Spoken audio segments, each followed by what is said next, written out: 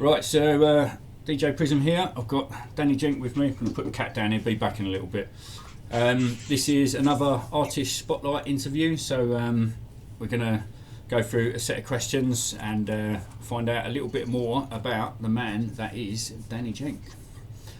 So that's not your full name, is it, firstly? No, Daniel Jenkinson. What you, just giving up all this information to the police here. Good start.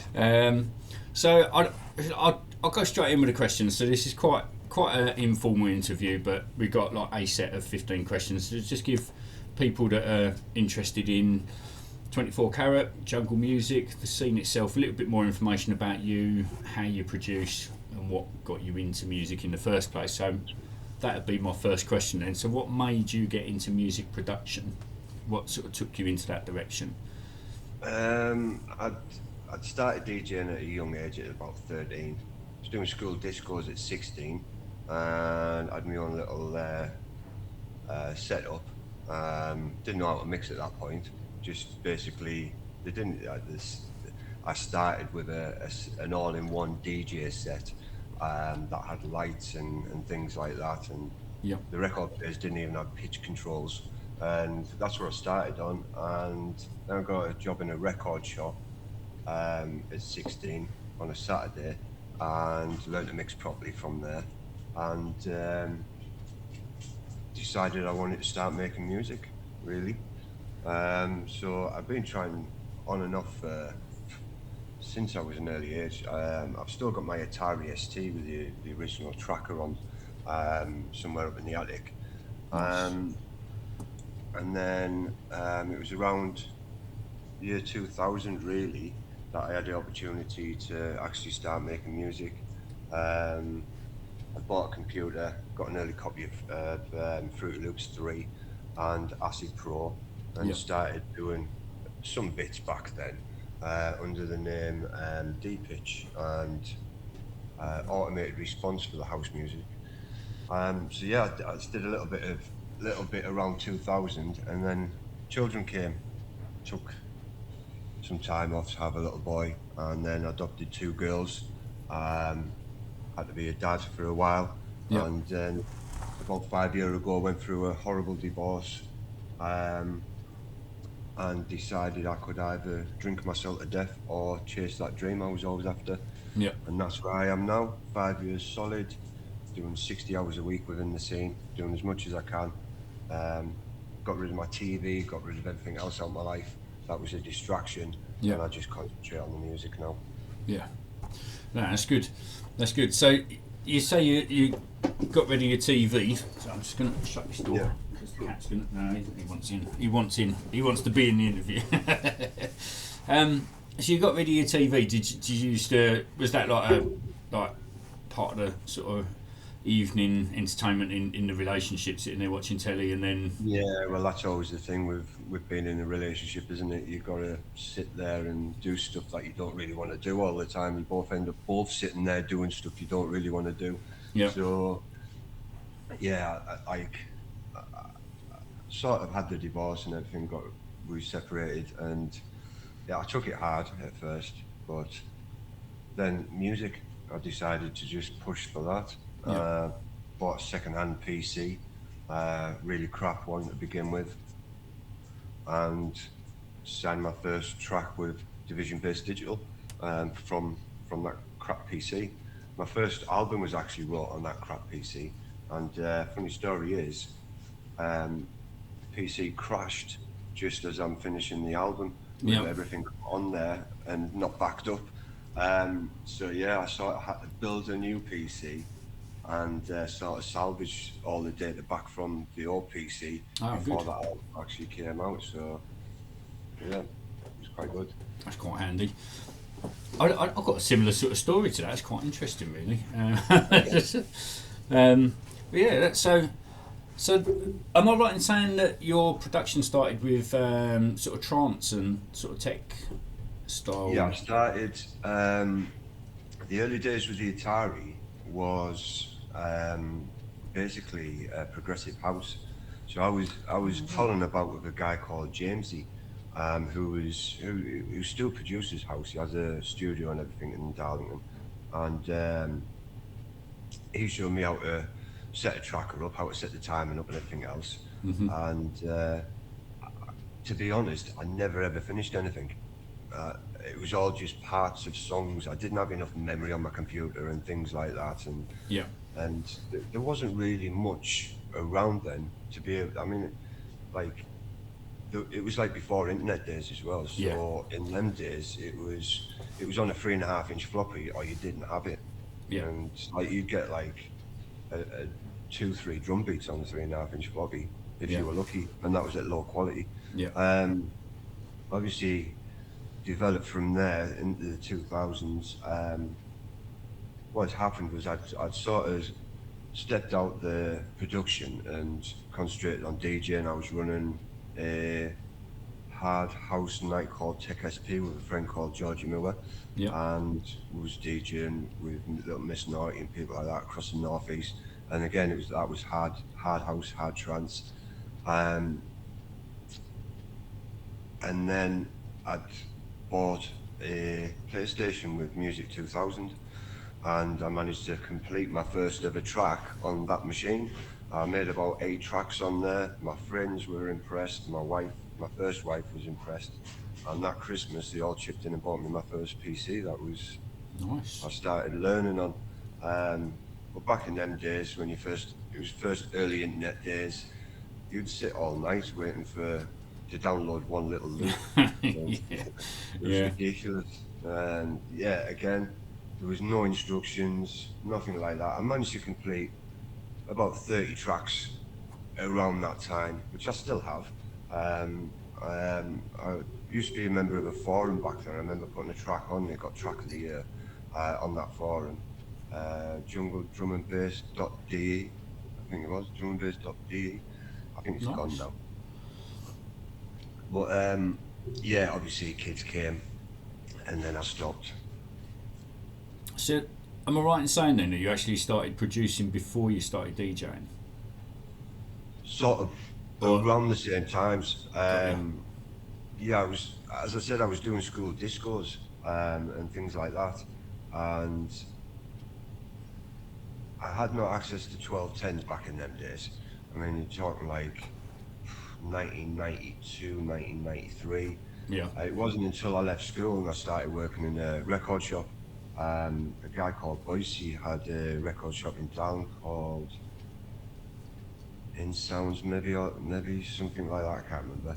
Yeah. But I remember going in there and basically watching him. He couldn't mix either, and he was a DJ in the nightclubs in the town. And I have a posh friend who's called Matthew Rymer, and he lives in Gainford. He had 1210s. His mum spoiled him and got him 1210s at an early age. So I'd had to go with them, and Yeah. he'd show me the basics. So when I went into the record shop, I was mixing in there, and the guy was like, "Come in here on a Saturday, sell records for me, use the decks," because he didn't want anybody else to use them. That Yeah. was just coming in. And basically, I used to just stand there all day, and people would pass me records, and I'd mix them into the next track and things. But that was again, wasn't just drum and bass. That was all sorts of music again, all sorts of Yeah. dance music. But the good thing about that shop was he used to give me all the white label drum and bass because he didn't like it. So all the white label drum and bass stuff that he got sent in, I would end up with it all. So that's what That's got all me right, into isn't it. Really. it? But living in Darlington, like we were right up out the way of things. Mm. So like the only things we heard were on the mailing cassette tapes and stuff like that. So the edge tapes were the ones that I used to collect in the early days Yeah. with Rat Pack and people like that, and then early Fantasia Galactica and all that sort of stuff. And then it was people like Top Buzz and people like that, DJ Rap in the early days. I Yeah. went to it. Used to go to the Resurrection when that was on up in Scotland. That was fun. Um, so yeah, it started getting more. We did have a club in Middlesbrough back in the late 1990s, 2000s, and it used to advertise each week that Groove Rider would be on, and you turn up, pay for tickets and it'd just still be the same people that played last week. Groove Rider never went, you know what I mean? But No it's still way. catch you out every month, do you know what I mean? Yeah. And they were terrible. Call the arena. So That's not good, is it?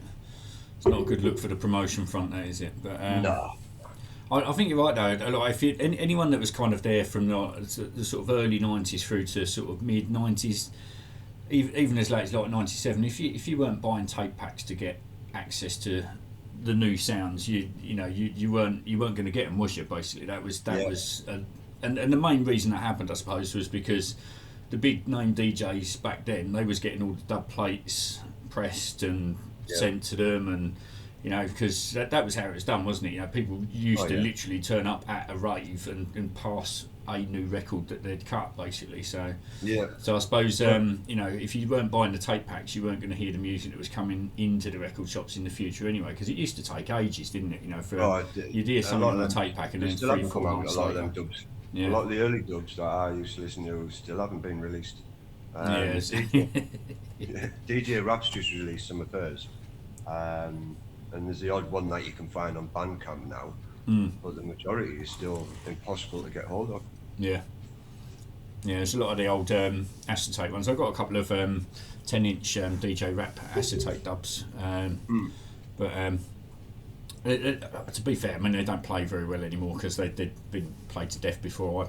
I can't even remember how I got hold of them now. To be honest with you, they just there's one day it was like because it was all made in Music House. A lot of not all, but a lot of dub plates were pressed in Music House, weren't they? And they're the Music House label. Well, funny enough, I was speaking to Agent K last year. And he told me a story of he used to go to the Music House with the DAT tapes for Undercover Agent.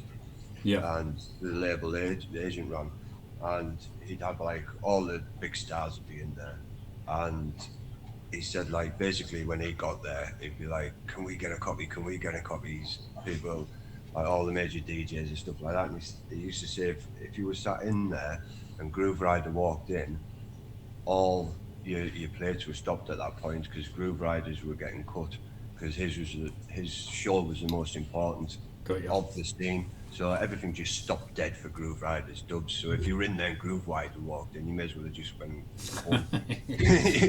Go back home. Don't worry about it today. You're not going to get noted. No. Right, so DJing. Do you use 1210s? Do you use a controller? And if you use a controller, do you sync? I started on 1210s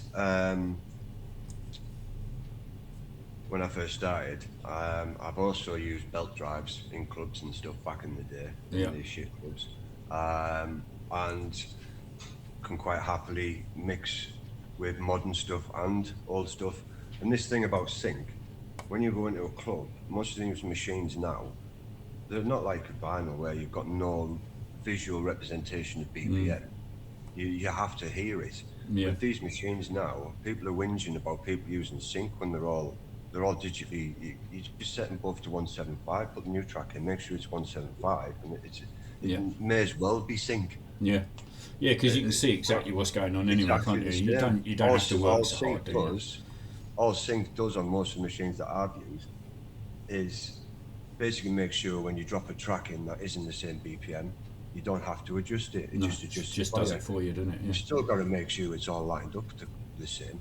Same as you do with vinyl. Same as you do without using sync. So there's not really that much benefit to it over the actual non-sync, to be honest, with most systems that I've used. I think the reality is if you can mix, you can mix. There's always like that every now and again. To be fair, I haven't seen it spark up for a little while now, but like you'd see it on a lot of drum and bass Facebook groups where it'd be like sync DJs being ripped. I think the only thing that really sort of puts a hole in the scene is when people are caught playing a non-live set, like in a really bad way.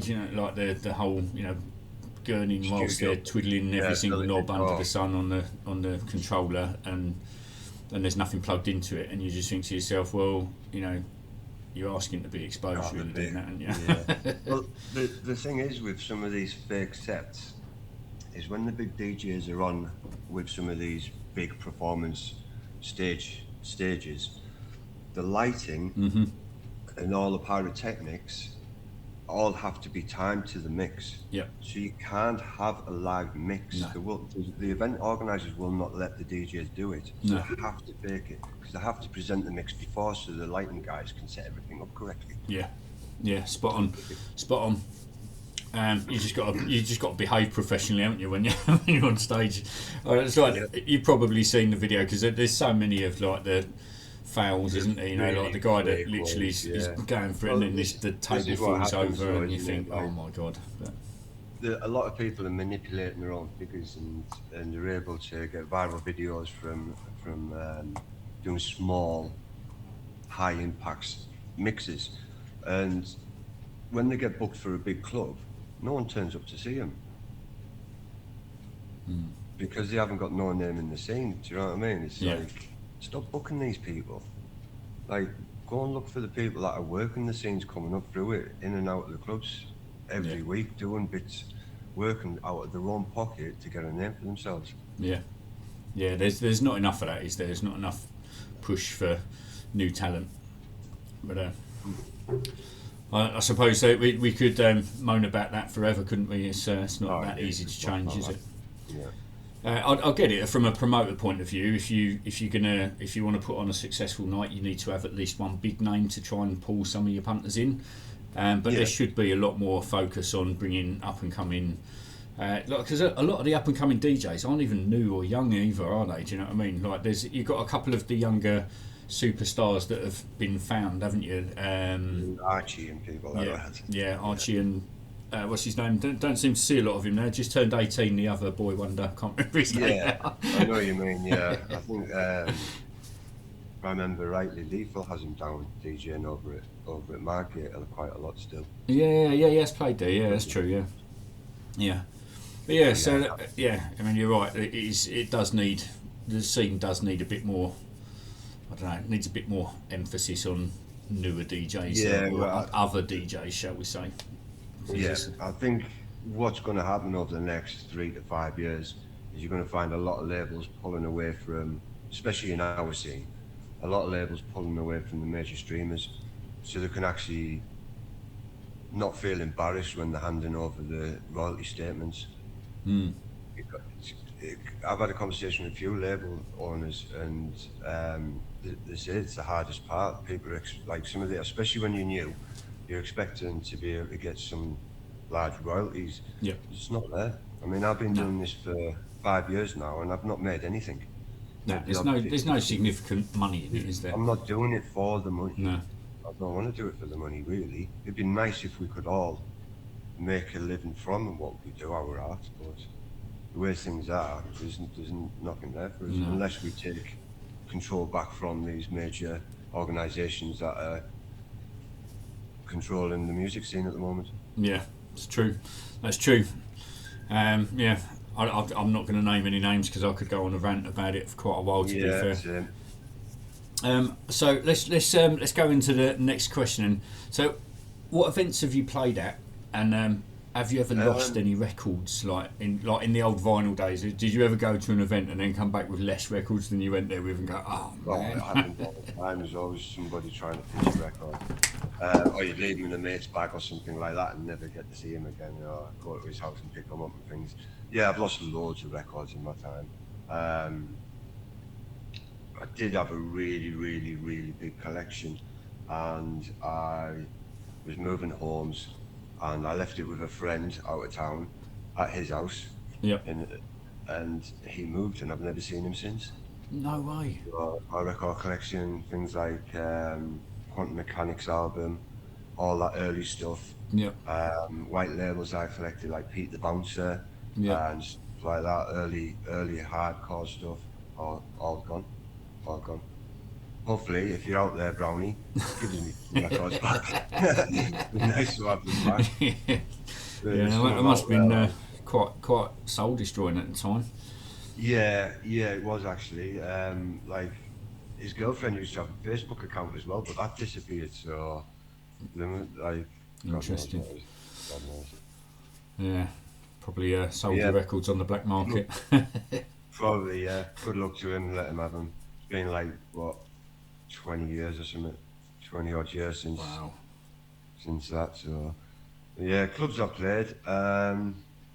Played quite a lot of the local clubs around here. No major drum and bass events until I started around 5 years ago. Then I've did Scientology or sociology, I think it was, with Yep. who was it? Is it Summit Mines? Used to do all the old hardcore and stuff. Done an event with Dope Ammo. Did an event in Torquay with Hybrid for one of his events, and I've done a couple of King of the Jungle stuff down in Torquay as well for Nice. can't remember his name, Damon. I've done a few with him and the guys down there. Big shout out to you guys. Yeah. Yeah. Yeah, it's got to be said. You definitely put in the hours, didn't you? There's no two ways about it. You put Yeah, in a well, lot of the time problem that I have, producing. the problem that I have is I live like on the border of Scotland. Yeah. I'm like 20 minutes away from Scotland. Yeah. So for me, most of my bookings are London, Cardiff, Yeah. Torquay, and all along that south coast. So quite a lot of them I have to turn down because there's not enough money for me to get a hotel. Yeah. If I'm in Torquay, I'll take it because I've got Seabass, one of my good friends. Big shout Seabass. Yep.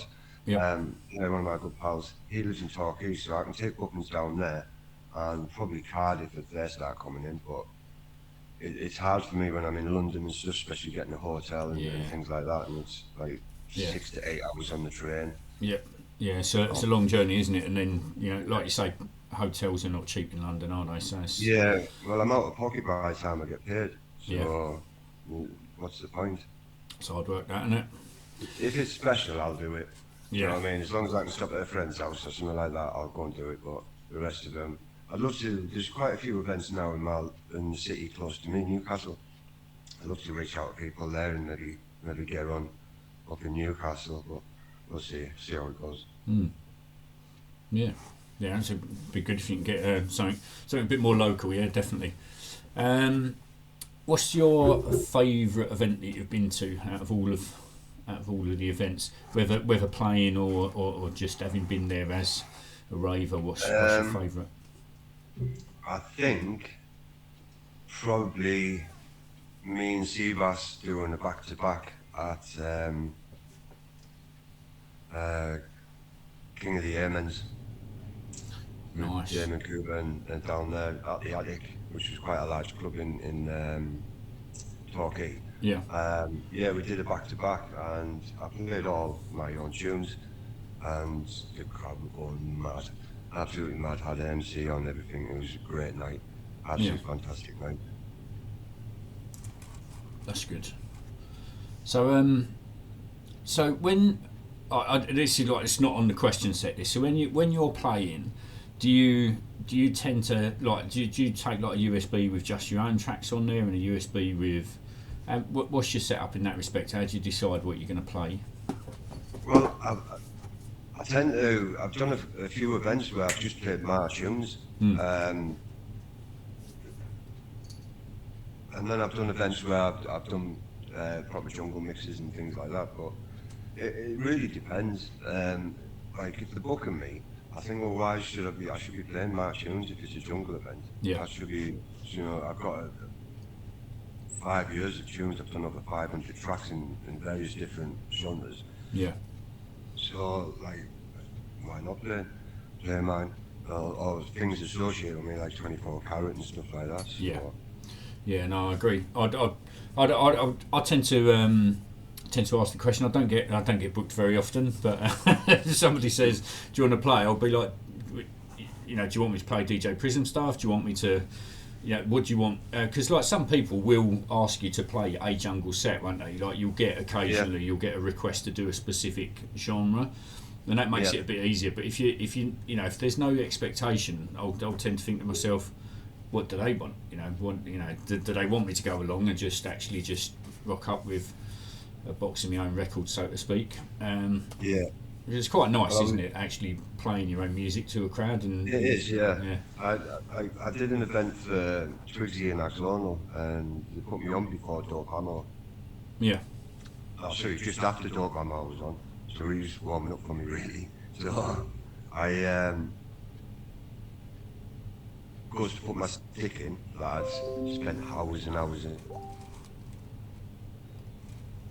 hours putting a mix together for, and none of the tunes loaded, only half of them loaded, and the crowd just stood in front of me. My heart was pounding. I was thinking that there was no cue points saved on the stick or anything. Wow. I was just absolutely, oh, what do I do here? I had like 15 tracks. Anyone that looked like they were going to call a rewind, I was having to spin the track back. So I sort of managed to get an hour out of these tracks. but Was that a rewind? Oh, it was a nightmare, absolute nightmare. I honestly thought I was going to have a heart attack. So yeah, that was fun. It must be quite quite nervy. I'm going to move on to radio stations now. You've probably got quite a long list of radio stations you played at. Yeah, I played on most of the underground ones. So yeah, it started 5 years ago. I was speaking to Dub Vendor, and he ran Dub Frequency Radio back then. Yeah. And he said, "Do you want to slot on the radio station?" So I said, "Yeah," and that's where I started. Well, I've done loads. Done underground bass, strictly ragged jungle.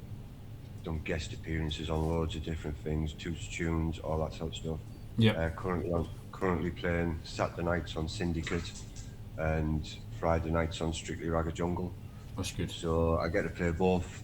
I get to play Rinse Out Jungle on the Friday night, and then drum and bass, dance floor stuff that I love. Dirty bass lines with the two-step, all that sort of stuff on a Saturday night, and each of them love what I do. Yeah. So get a proper feel of the two sides of the spectrum, so to speak, didn't you? Yeah. Well, I work for JungleDrummerBass.com. Big shout out to Misrepresents. So I get quite a lot of promos from the scene sent through each and every week. So I get to be on point with what's coming out, and I used it all for my shows. So a lot of people who would tune in and listen are going to be able to listen to what's going to be coming out over the next month or two. So it gives everyone a chance to see what's ahead. Yeah, that's good as well. It's quite a fairly unique because not that many people are on like the promo list for labels. When I say not that many people, there are, but they're not in the grand scheme of things. Because if you consider, release-wise, you're probably getting somewhere along the lines of 1,000 tracks being released each week within that jungle and drum and bass scene itself. So, we know that because we see it within 24 Karat. I mean, there's a lot that's going out from the label this year. A lot. I'm seeing a lot of new labels popping up in 2026 already. There's a lot of new stuff. There's a lot of labels that are crossing over from other dance music and now releasing drum and bass and jungle as well. Jungle's having a big resurgence, isn't it? It's nice to see, to be fair. I mean, we're well ahead of the curve in that respect, aren't we? But we knew we were coming back anyway. But jungle it's really strong at the moment, the scene. There's loads of great artists coming through. Yeah, definitely, and I'd agree with that as well. It's seen quite a few. Even coming through at 24 Karat with Martin Uppresser. The tracks that he sort of presented to the label, I was quite impressed that he wasn't trying to copy anyone else or be, he wasn't going like this is classic jungle. He was going, no, I'm gonna do jungle the way I want to do it, and it's nice to see that there's a lot of strong-minded people like that are actually just really putting their own stamp onto it and using it. I think it's good to show respect to the old tunes and learn how to make them so you know where your roots start from. Yeah. But I think new jungle, if we're gonna ride on this success of the jungle coming through again, then we need to be pushing the new jungle. Yeah. And that potentially could become more popular than some of the drum and bass and stuff that's coming out. A little bit more stripped back drum rhythms, more programmed drums rather than the old drum breaks and things like that. a lot of artists are doing that sort of thing now. Sounds really good. Conrad Subs, he Yeah, does that sort of thing. yeah, Really good. yeah. It's true. It's true. So, who would you say your biggest? Oh, I was going to ask you another question actually before this one. It's to do with the radio actually. Have Yeah. you ever played on any pirate radio stations or No, no? no. Obviously, living in Darlton, there's nothing really up here. There was a pirate radio station called Weir FM, Yeah, but that stopped when I was about 13, so I never got the chance. got you. Did I used to do sort of illegal garage raves with my friends Yeah. back in the day, and loads of people would turn up to that. They were quite popular, but apart from that, just all internet radio really. It's to be fair. If you've been in the internet radio for quite a while as well, haven't you? So you probably remember the 5 years, yeah, 5 years yeah, since I come back, I got straight into radio. To be honest, when I first come back, one of my friends introduced me to Misrepresent, and she gave me a job at jungledrummerbase.com, yeah, and I was getting that much music from her. I thought to myself, well, I should be on the radio really, like, yeah, and using this music that I'm getting. Otherwise, what's the point of me doing all this? Do you know what I mean? yeah, But it sort of has um, like a circle of life effect. I get new promos sent, so I can hear what's coming through. It's inspiring me to make new stuff, which is keeping me on the edge. yeah. And then I get to play it all on the radio, which works with everything else that I do. Do you know what I mean? So Yeah. I get to play my stuff out.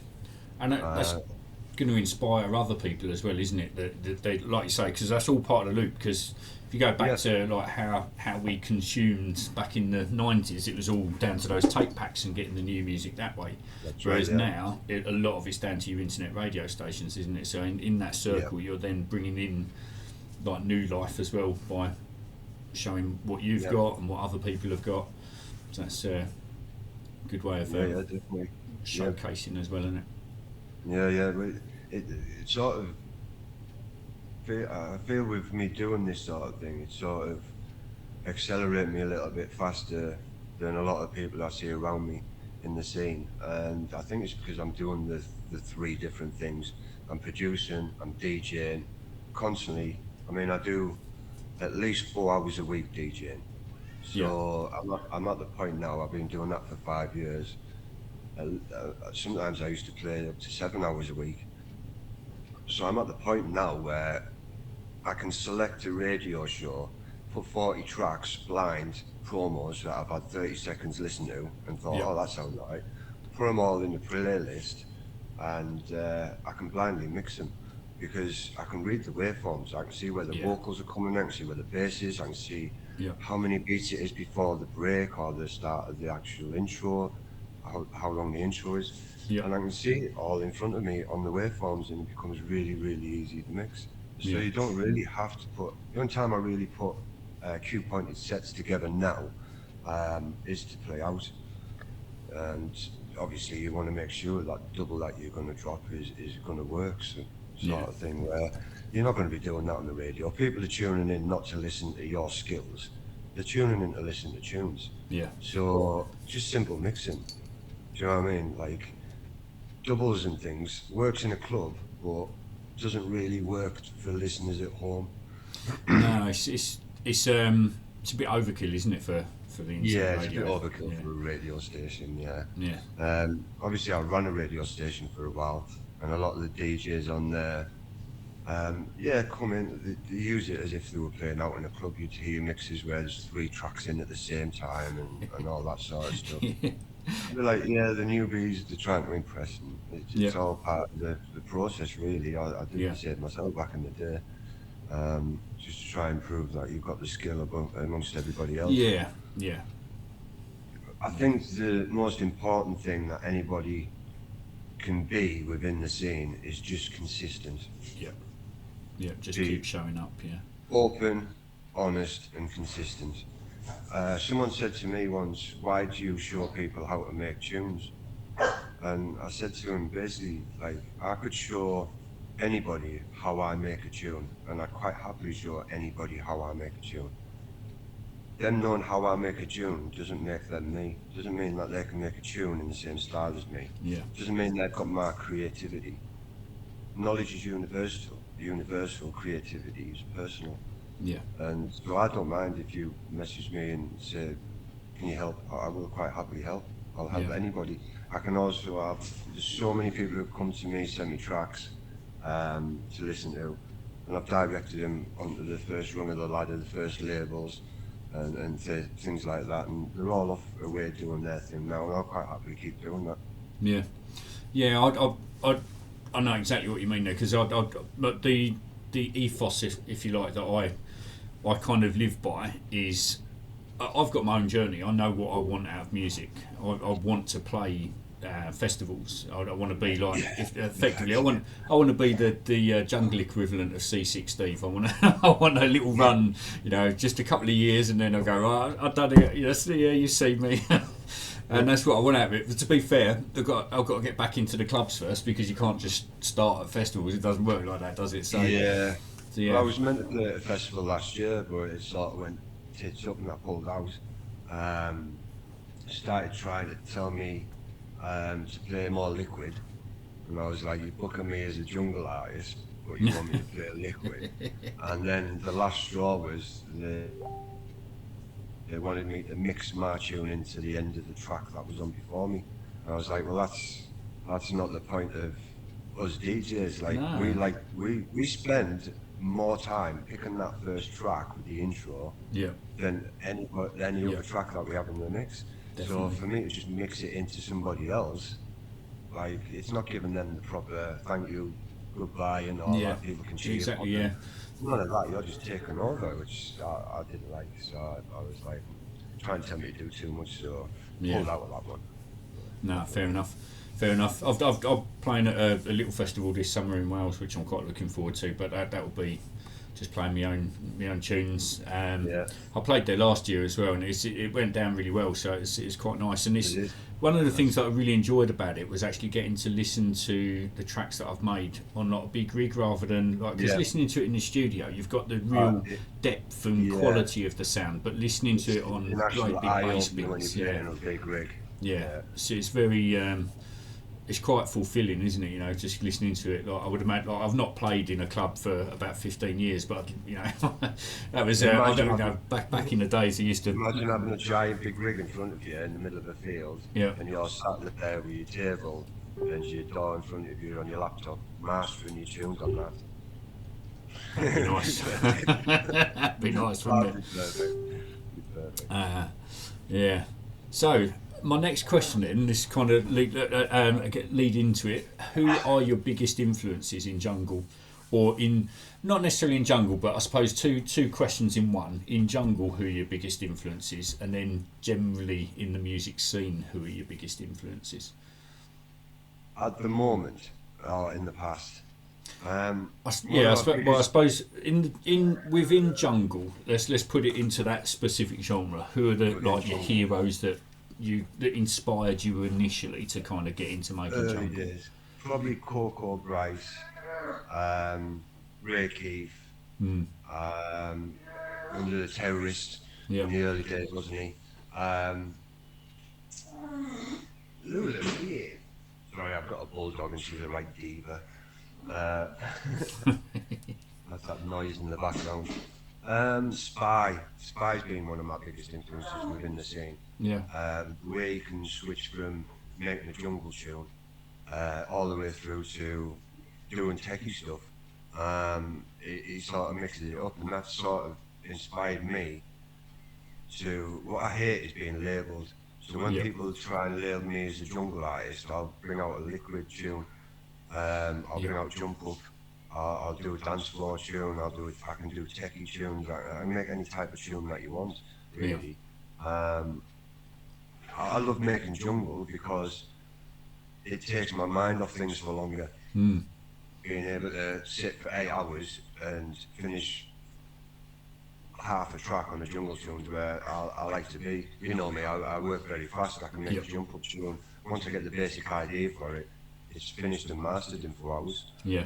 And at the end of it, I'm sat there thinking, well, I've got the rest of my day to do. What am I going to do now? What Do am you I know going what to do I now? mean? I love making jungle because like the last track that I made, it's taken me just over a week to complete it, and it incorporates classical music and old uh, reggae rap battles, Yep. sort of thing, clash vinyl, and then obviously scatty beat jungle, which I love. And it took me quite a while to finish. It was quite hard to get my head round and everything else, but it's a brilliant track, brilliant track. I But mean, yeah, John. that's the sort of stuff I love. Yeah, sorry, I was going to interrupt you there, but Go on. Yep. I was going. That's one of the things about jungle, though, isn't it? Is that as like to make a jungle track, you if you want it to sound authentic, you can't just whack a beat down and like do 16:32 bars and go yeah bang. You can just about get away with making a new school jungle track with loops, but if you're going to make proper jungle, you've got to chop it yourself, haven't you? You've got to chop hell out Yeah. of it. Once you get, it's getting used to your DAW. Once you get used to your DAW and you're able to chop them loops and do what you need to do quickly, then the ideas aren't governed by your knowledge then. Yeah. It starts to elevate your music a lot more with all the unique truths that you can create yourself that sounds totally different to anybody else's. Yeah. You know what I mean? Yeah, it's true. It's true. So we've getting back to the influences. So about like if you're looking at like outside of the jungle scene, so Sasha. Sasha, Yeah, absolute brilliant. Followed him for years. Brilliant trance artist. Seen him a few times live. Judge Jules, I used to go and watch him quite a lot because he's the way he whips the crowd up, and some of his tracks have been good. Um, I mean, I've got all sorts of musical taste from the Pet Shop Boys to the Christians, yeah, to Systems of a Down, um, Cypress Hill. Absolutely love them. yeah, Love all the Hispanic hip hop like Delinquent Habits and people like that. yeah, Love all the conspiracy rap with Vinnie Paz and Immortal Technique and UK's Low Key. I love all the UK hip hop. People like Leaf Dog, Four Owls, Dirty Dyke, Jest, um, Chester P, all Farmer G, all that sort. Love all that sort of UK style hip hop. yeah. Um, as I said, all sorts, even a bit of dubstep and things like that. It's really varied. So which it comes through on your tracks as well, doesn't it? That there's Yeah, it's good. yeah, I like it. I've got another one that's off piste for you. You've heard of Pete and Baz, I take it. Yeah, What do you think of them? Being bad, I think they're great. Fantastic. I played one of their tunes on. They've just done a tune with the Ragga Twins, Yeah. and it must be the oldest joint age ever on a jungle bass release. I don't think it's going to be beat. It must be like at least 300 combined age. Of all the people Definitely, involved in the definitely. I track. hadn't even thought about that, but yeah. Brilliant, absolutely brilliant. Yeah. Shows that we can still go Yeah. until whenever we want to stop. Yeah, exactly. Yeah, it's not defined by age, is it? That's one of the things that I think is quite unique about jungle and the underground scene itself. If you think about old people, nursing homes, things like that. I mean, like, God knows what it's going to be like when our generation get into nursing homes. We're all going to be wearing jeans. They won't be able to dress us or anything. Yeah. There'll be no teeth in bedside cabinets still, will there? There'll be all turkey teeth still in the mouth. So yeah, it'd be fun. I reckon it'd be fun. So, so my next question then, and I know the answer to this anyway, but not everyone will do. So, what DAW do you use, and what's your technique? My technique. Yeah. What I like to do is build a track without bouncing anything out. Yep. So everything you hear is all live synth as it's bounced first time Yeah. as the pre-master. Um, I like it all there because I like to manipulate things as it's gone, especially within the dance floor stuff. So basically, when you bounce something out, that's it locked. Um, so yeah, I like to keep it where I can adjust stuff as well on the fly Yeah. all the time. So I built a PC that'll allow me to do that. And if I find that I have to bounce something out because I've started finding the limitations on this machine now. Yeah. But I've started what I tend to bounce out of things like pads that aren't going to be changed. Yeah. Any instruments because they're probably taking up the most CPU from your Serum, or I use Zenology as well, which is really Yeah. good. Yeah. You can get any orchestral. I love mixing orchestral sounds in jungle. The dark and the light, you'll hear it in things like Teachings that has a beautiful string section at the start Yeah. that builds up into the track and things like that. Yeah. And it's all from Zenology. Brilliant. It basically gives you access to every single Roland instrument that was ever made. So, It's all, amazing, isn't it? including recordings of all their harps and stuff like that. Absolutely fantastic piece of kit it is. I've actually started my remix of Teachings because you sent me the Have you? stems for that. Yeah, you sent me them ages ago, and I did plan to do something a long time ago, but then I got really busy, sort of helping Danny with 24 Karat recordings. I didn't realise just how much that was going to like snowball on me, but it did. I went from Yeah. sort of saying that I need something to do when you'd mentioned about sort of going through a bit of a messy divorce. So I'd sort of split up with my ex-wife, and I said to Danny, look, just give me something to do. I need to fill my Yeah. time up. I need to do something. And he said, look, get an EP off all of the your regular artists, if you like, so yourself and Gaz. And I wrote some heart-wrenching stuff myself and put it into jungle, and then I think Danny probably I don't know, he probably doesn't regret letting me do that, but it wasn't run of the Probably mill think jungle. twice about it next But time. yeah, so like, and the next thing I know, it's like I've kind of been introduced into little groups where it's like, right, bring this person on board, and it's been a Yeah. really good journey, to be fair, within Yeah. Yeah. the label, and learning so much about the running of the label, which is nice. But yeah, Sorry, it's can I like it just put me pop in a to the position. toilet? Yeah, I'm just hearing. yeah. That's fine. Yeah.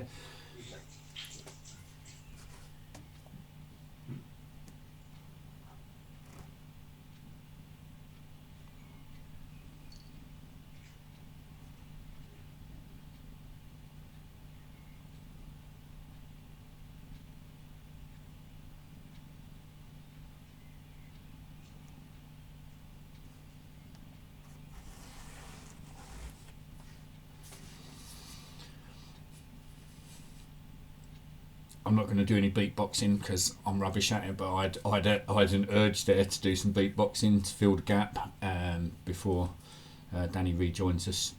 Because what I'm not going to do is actually, I'm not going to chop the video because it'd be a bit weird, and I can't be bothered with doing the complications of the technology. So you're just going to have to listen to me ramble on for a little bit.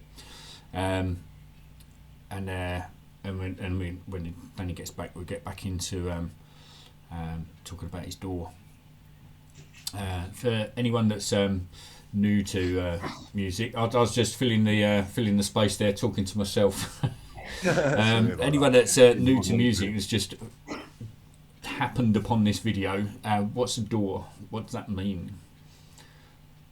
Digital audio workstation. Yeah. For us, I mean, it's just part of the tools, isn't it? I suppose. Yeah. But I was just thinking, like, not everyone actually knows that either, do they? Can you offer any special tips into production? So, what if you were to give one piece of advice about producing music? What would it be? Learn about EQ range and how to use an EQ because that will elevate your sound a lot more than putting extra beats and things in. Yeah. I mean, I proved this with tracks like K-Hole where it's really stripped back. You've got three elements for the drums. Mm-hmm. So you've got a hat, a kick, and a snare. There's a slight harp at the start of it. Yeah. There's a vocal sample, and then the rest of it is just bass noise. So, and it's a full sonic track as well, but with a minimum. It's not about putting as much as you can in a tune. Sometimes a simple little melody, simple little idea, stretched out works. Yeah, I agree. It's just getting it to it's getting it to sound right. Knowing where you can cut your bases and learn about how to sidechain in your door. That in itself was a big eye opener for me. From there, there's so many other techniques that you can learn. There's the New York City compression technique for your Yep. drums, which Yep. will give you a lot of harmonics, and that's using the second channel and bringing it in under your original your sound. Same as your basses. You spend a lot of time in Serum creating a lovely bass sound which has rich tones, a lovely shape on Yep. the oscillator, Yep. and then when you add any sort of effect to it, it'll add spikes to that Yep. waveform, and it'll take away from the original effect of that bass. So the best way to do it is to have it separated onto another channel. And so you've got your original bass playing with its original harmonics, and then have your distortion on the second channel and bring that in underneath it. That way you're able to contain the original bass sound and have the same impact, but also have a little bit of distortion as well. With that distortion, because it's you can basically cut it so you can use that distortion on the higher end mids Yep. rather than the subs, so you can lower the EQ on the bottom end. From that you can widen that and keep your other one mono, and Exactly, that'll give you a hell of a sound Yeah. on your effects. Nice tip. Nice tip. I'm sure we'll probably do some videos as well. Once we've gone through a few artists, I reckon we'll probably do some videos around sort of demonstrating some of the tips for getting like bigger, fatter basses, because it's not like I struggled with that in my earlier part of the journey, if you like. The first couple of tracks that I got signed with 24 Karat recordings, Danny would be like, yeah, it needs like a bit more, and I'd say it needs more saturation, needs more this, and I just didn't get it. I didn't understand what I needed to do. Because you just don't know what you don't know until you know it, do you? And it's all about kind of, like you say, a lot of it's about those layers and understanding the gaps in the layers, and like your sonic spectrum. If you look at it from a left to a right, if you've got a track, you want to fill up the whole lot of your sonic spectrum. If you've got gaps in it, well, the thing is as well, with like a lot of the tunes that I make are for playing in clubs. So you need to be hitting the loudness of around -5 to -7 lux. Yeah. And if you've got a lot of overlapping frequencies that are spiking, it won't allow you to reach the higher ceilings of the sound, to get up to that sort of lux level without distortion and it sounding really crap. So it's about making sure that each individual sound has its own space within the EQ range. And when they do overlap, they're only overlapping on half. Exactly. Exactly. You got to. So then you're not going to get a spike on that frequency overlap. And once you're able to work all that out, your sound will elevate. You'll be able to hit that 5 lux, no issue at all. Yeah. It's true. That's true. So labels. Let's move on to labels. So. What labels have you, like you'd mentioned Division Bass, so what other labels have you worked with? Division Bass Digital, Strictly Ragged Jungle, Driver Boss, what else have I worked with? Cobra Audio, 24 Karat, Big and Heavy, Banger After Banger,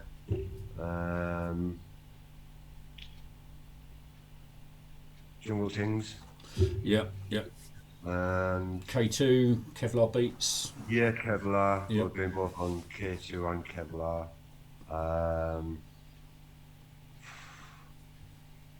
There is a couple more, but I can't remember them. There was an Italian label I was on, but he never sold anything, so I left. But that was the early days, like when I was with Division Bass as well. Yep. Apart from that, the ones that I work with now are 24 Karat, Cobra, and Jungle Things Audio. I've got some more coming out on Kevlar, I think, some more of the jump up beat dance floor stuff. Yeah. I think I've got a few of them.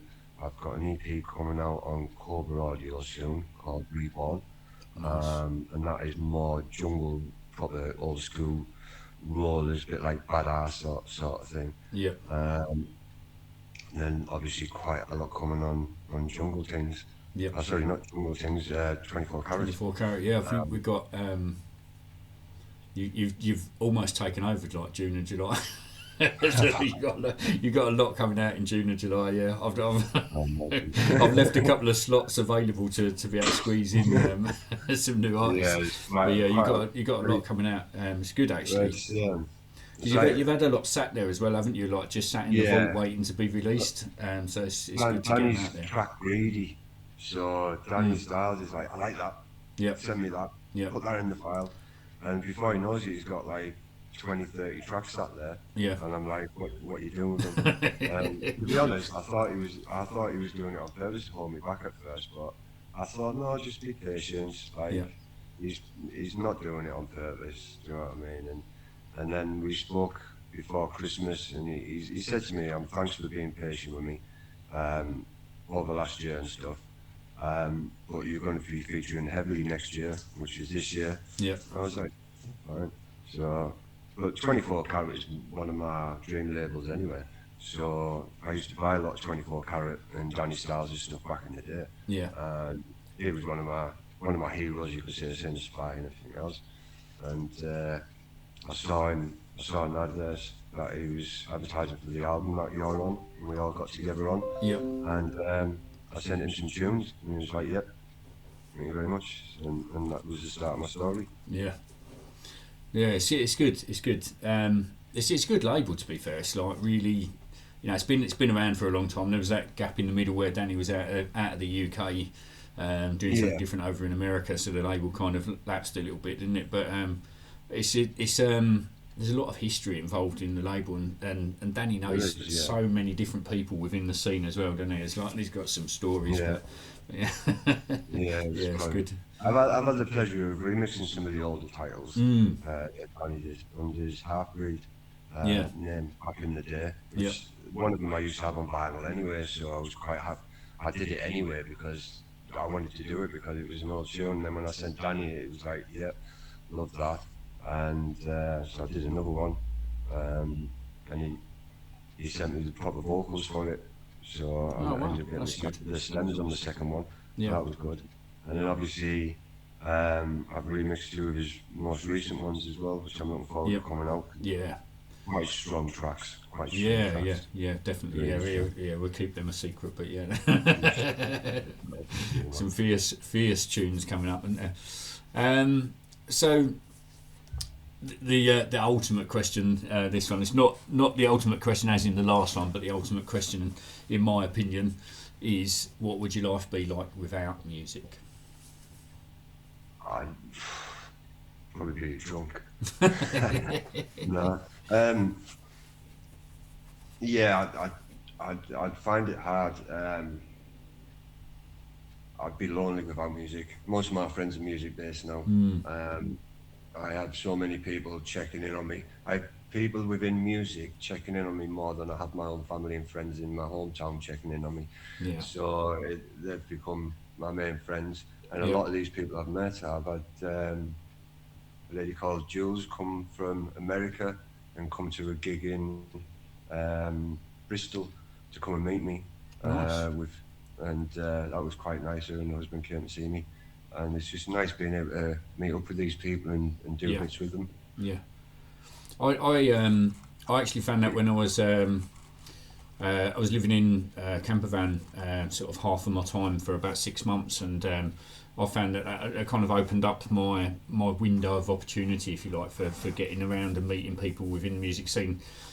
whether it be people that I'd worked with or label owners. And I went up to see Danny Styles. It's quite a while ago now. I've kind of recently moved into the place that where I'm sat at the moment. So it's about a few months, and I've had a few months of enjoying not going out and about so much, because it's nice to have somewhere to go back to and a base to sit down and chill out. Yeah, you need your base really. Yeah, but I'll plan to get back in my camper van during the summer and actually get out and start.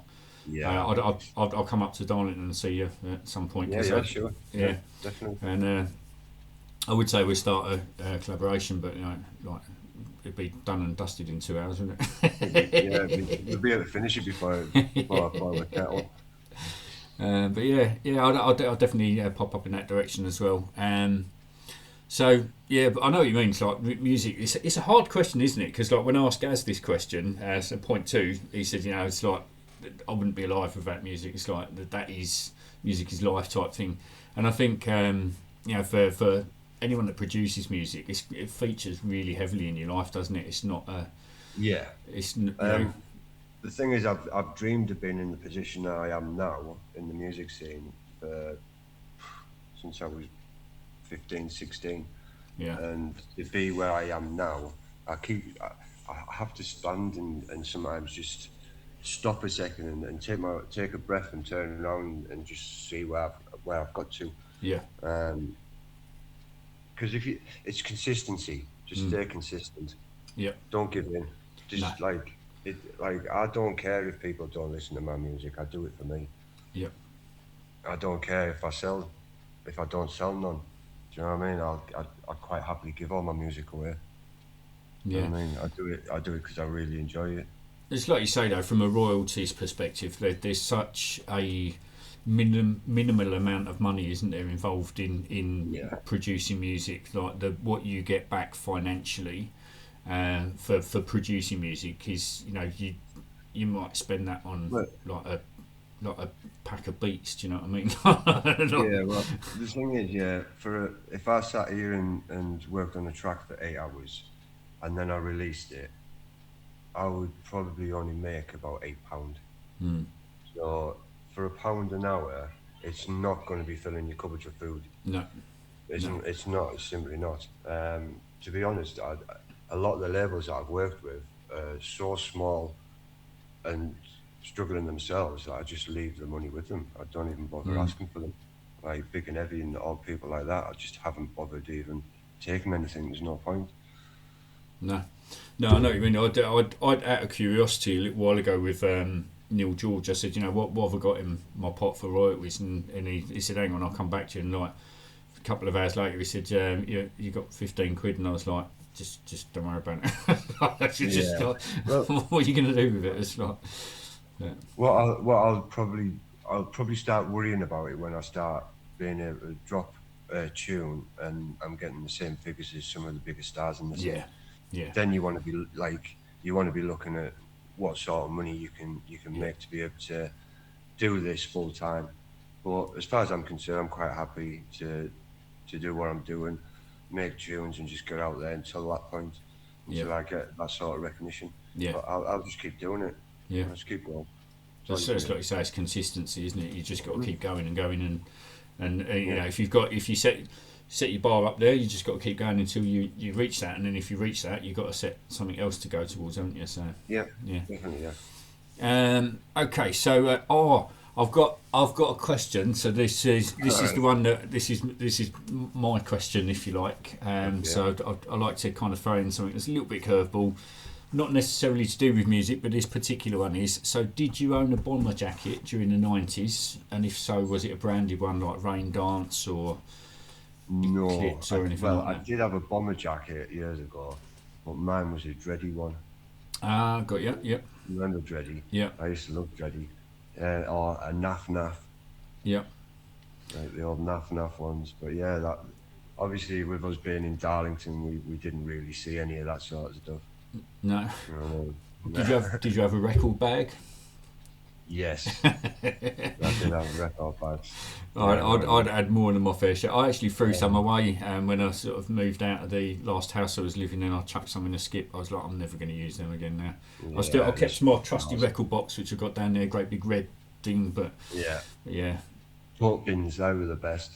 I used to get talk bins and just put all my records in them. They were the easiest to stack on shelves as well. Yeah, definitely.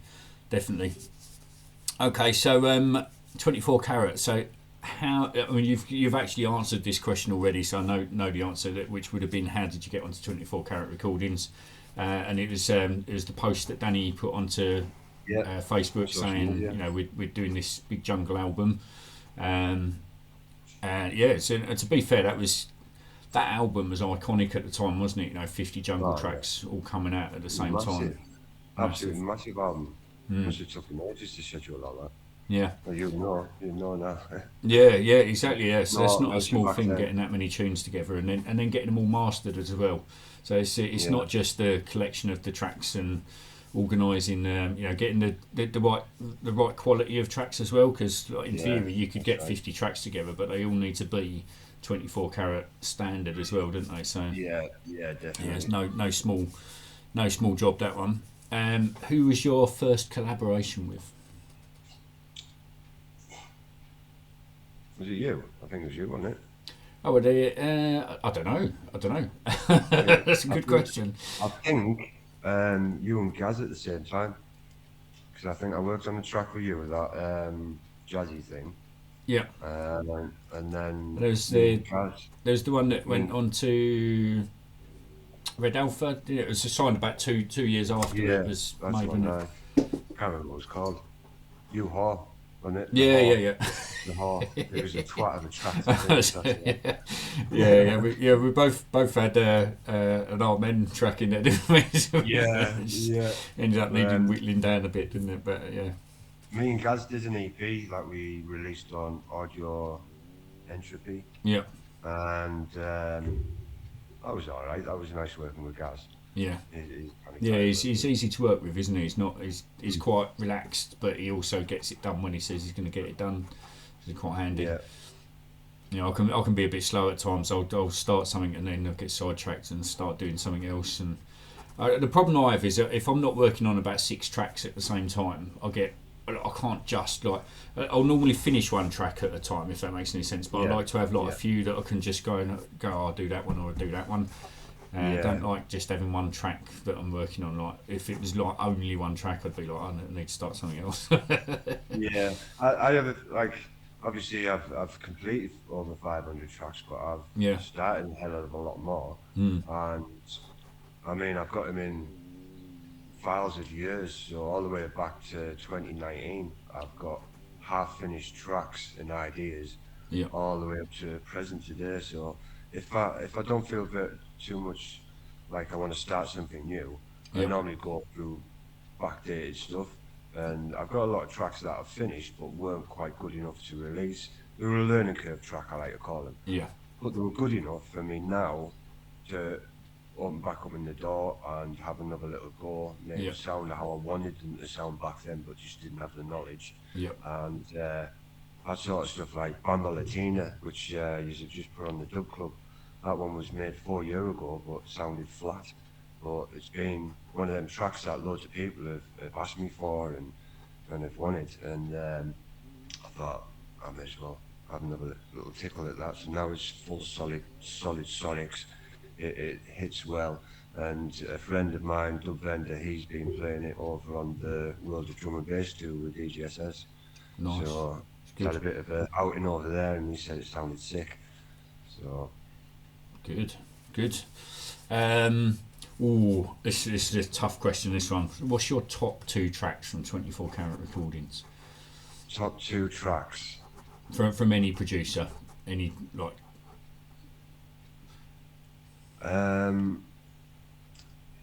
Wobble's piano song. Yep. Absolute classic. And then was it Stapler or the other guy who did that Happy Hardcore tune as a jungle track? I know it was Wobbles that done As it wobbles again. Yeah, I think it's a shame because he's disappeared, hasn't he? But like the stuff he Yeah, it's a made was shame. just He was like, really good, yeah. really good. But I'm sure I've seen his stuff on other labels, so I'm not sure if he's still going. Or he's just gone off I don't know. on his Yeah, I own. mean he's US based, isn't he? So he might have just found Yeah, a record label closer to home that fit his yeah, probably, time yeah, zone a bit probably. easier. I mean, it's opening up right up over in USA at the moment, like with Yeah, the jungle and drum bass, getting really strong over there. That'll be a thing if it becomes big over there. It'd elevate all the UK stars. yeah, Everybody be wanting grassroots DJs coming over quite a lot. yeah. Yeah, but I wouldn't mind touring America. But Oh, definitely. it's a bit of a big ask, I reckon. But yeah. So my last question for you then, and then I'll let you Okay. crack on with your evening because you're probably going to produce some music. Yeah, I'll have to watch them before bed.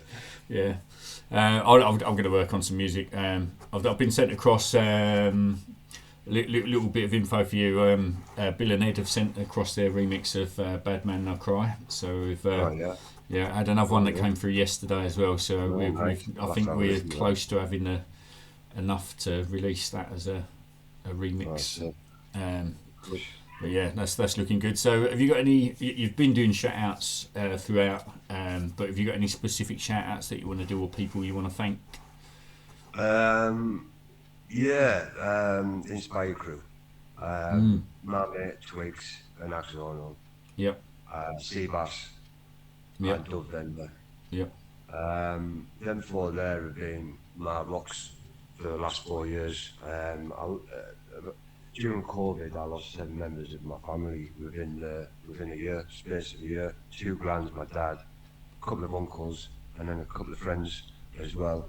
So it hit me really hard, and them Mm. guys were there for me, and yeah, they helped me through it all. But yeah, big shout out to them. Danny Stars and 24 Karat, Jungle Things Audio, Conrad Subs over at Cobra, Yep. um, and the Syndicate family, and then my Strictly Ragged Jungle family, Embryo and STP. Nice. Um, I like what I like about them is STP was one of the first guys that signed my early jungle stuff, and I had a really good release with him called Murder Dub, and then he's closed the label. But my way of repaying him is by going on his little station and playing for him every Friday Nice. Yeah, it's to good. say thank you. So Yeah. I don't forget my roots. I play a big station on the Saturday with Syndicate, which is out Yep. on tap, and then I go and do my small station, and that's how I'll be. Yeah. I'd say that. I know we kind of got to the end of the interview, but another question from me, curious Go really. on. So, what's it like with Syndicate? What's it like playing on the station? Because back in the sort of 90s, I played on quite a few of the pirate radio stations around like Essex and Southend, which is a bit of a buzz. And I would imagine like and one of the things that kind of got me into that scene was listening to Syndicate radio when I was, sort of around 15, 16 years old. I Yeah. could pick it up in my bedroom and so, um, Yeah, I still got to pinch myself really for me being on there. I think I was just there at the right time and to get the slot that I did on a Saturday night yeah, at 10 o'clock. yeah, it's a good time, isn't it? Was just luck, I think. But yeah, I'm still quite nervous every week before I go on, because it's such a renowned station. Mm. Uh, but yeah, it's lovely to be on there. People like Slipmat and stuff like that. Yeah. Some legends on there. Yeah, exactly. Yeah, So, yeah. Still got some of the real big names in there, so it's nice to be in yeah, that crowd well, there, isn't it? I thought I was doing really well when I was on underground bass, and then for me to jump on the Syndicate, it was just like I just broke the ceiling that I was aiming for, Yeah. and yeah, I'm quite happy to stay here now. I've got a lovely Mm. show, and it's building quite nice. Each week, more and more people are coming into the chat room. I get more and more text messages through on the text app, That's and good. it's getting really good. Yeah, That's good. Impressive. thank you. I'm gonna probably make myself another coffee, and then I'm gonna get. I tell you what, this evening I will actually get deeper into my remix of teachings, because Yeah, that was when I sort of opened it up. To be fair, I'd opened it up in Reason first, and opened up all the stems, and then realised that you'd grouped them as well, and I was like, all right, Yeah. that's quite handy. And then I opened up in Fruity, and then decided I didn't want to use Fruity, so I've actually. So that's the reason that Well, So if you're using Fruity, I can send you the original file. no, because I want to do it in Reason, because I Yeah. like, you know, like when you get an idea, and you'll probably know this anyway, but like, you'll get an idea, and some tracks work better in you've used like Acid Pro and like other DAWs as well, so you probably you get what I mean in this. Like some tracks are just going, no, that's a Reason track. I know that, like, I want to, because the way you like your piano roll in Reason, you effectively with Dr. Rex, you'll do your drums in the piano roll in the same way, which is but they come in. I don't know. That's, like, anyone that knows Reason knows the way that they come in as a Dr. Rex file. But I just find that's a really nice way of chopping like an RM break in Reason, and using like multiple layers of it and combining them together. I find it's really easy to do in Reason, and I find it's clunkier within Fruity to do like that combining of drum tracks. I used to find it hard until I got out of programming everything in the step sequencer. Now what I do is I lay it all out on the actual main page itself. So I just drop the audio file, and so you'll see the kicks, visually see the drums on the screen, and not just little blocks representing the drum patterns. You'll actually see the snare, the hi-hats, all as individuals all the way across. And once I broke away from that, I was able to do choppages a lot better, able to manipulate the choppages a lot better from that inside Fruity Loops, from using the main page and the editor. Their editor now on that main page is brilliant. It's like what Acid Pro used to be, where I started. Got you. So, That was I don't know why that never went anywhere as well. I mean, it's probably because it was bought out by Sony, to be fair, wasn't it? Because before it was Sony, it was Sonic Foundry, wasn't it? Because they done Sonic Foundry, Sonic Foundry Acid, and they done the Sonic Foundry Soundforge, was the audio editor, wasn't it? Yeah. Well, what I used to do is I used to use Fruity Loops 3, which was just a loop machine back then. Just a step sequencer. That's all it was. And I used to make my patterns and things in that. You were able to add early effects and stuff like that, and then I'd bounce it out and make it all in Acid as one track. So I've done exactly the same. I've got. So for me, that would have been around 2000. I've got a folder full of the stuff. It would have been around 2000 to 2004, 2005. That was where that sort of era for me was, where I'd bounce stuff from I had Reason 2 and Reason 3, Fruity Loops 3 and Acid Pro, and I used to bounce like bass lines and beats from the DAWs, and then sort of compile it all in Acid Pro. It was a good tool to be fair. I liked the way it worked. Because it was all loop based, wasn't it? And it just like you could just drag it out and keep going and drag it out. You could elongate it. And using them two and early Sonic Foundry Soundforge. Using that gives you everything that you would need to audio edit in the future. So to be now, I use all them same processes that I used on them programs to now make sure beats are in or vocals are in time and things like that. So it's all the same stuff. Yeah, the techniques are the same, aren't they? Yeah, they're all the same. It's just a new DAW that I'm doing it on now. Yeah, this is true. Went off topic there at the end, but right, nice chatting with you. Yeah, you as well. I'll let you crack on, and I'll let you know. Well, you'll see it in the 24K chat when this is up and ready. But yeah, I'll let Danny know as well, and no problem. Nice chatting with you. Yeah, you as well. Take care. Have a nice evening. You too. Bye. Bye.